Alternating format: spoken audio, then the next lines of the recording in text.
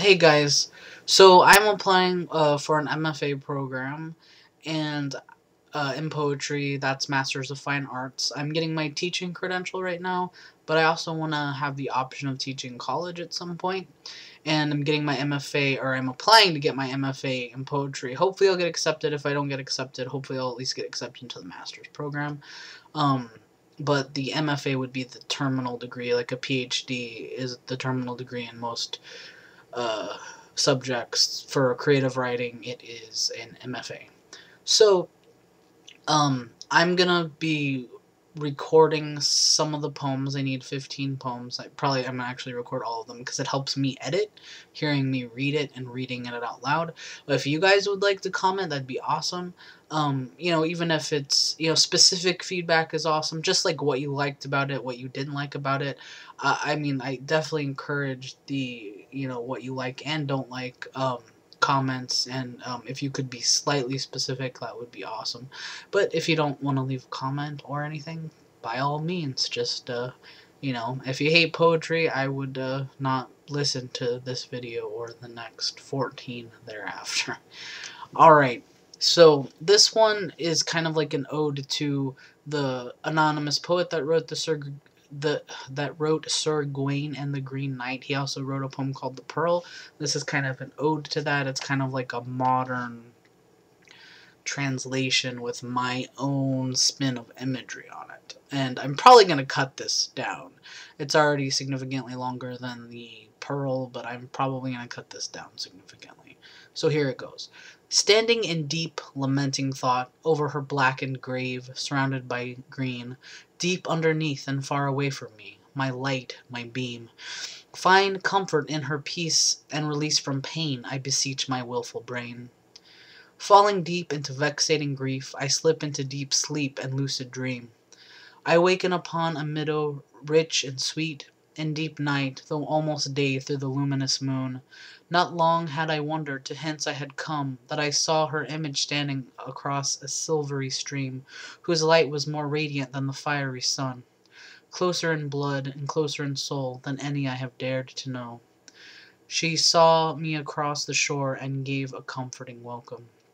Overcome with joy and confusion, I began to say, "How are you here in this wondrous place, surrounded by stars, stream, and moon, when far away from me you were taken, all cognition lost, all memories forsaken? Since you were ripped from my heart and my soul, I have been a huddle of despondency."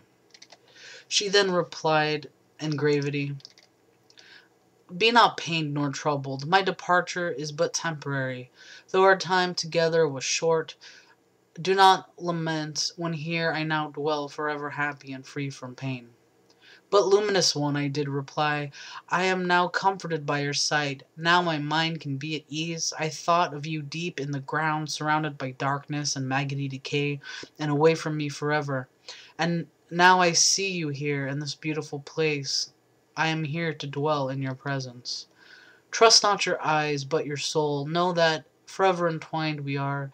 Again, some day, but not soon, we shall dwell together. Not on earth, but here in this place of flowers and silvery streams. But not now. Your time on earth has not yet been spent. You are brought here to avail your woes and be shown your errors. You're not for the old life for me.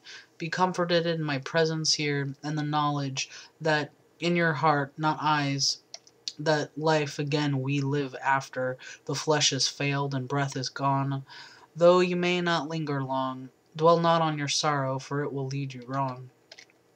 But fair beam, why must my comfort now be forsaken? Why must you now, why must I be ripped from you again?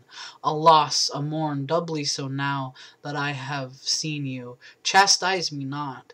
Must I forever live until death and bereavement's cage? Sir, you know not what you speak. Your grief clouds your thoughts and beguiles your brain.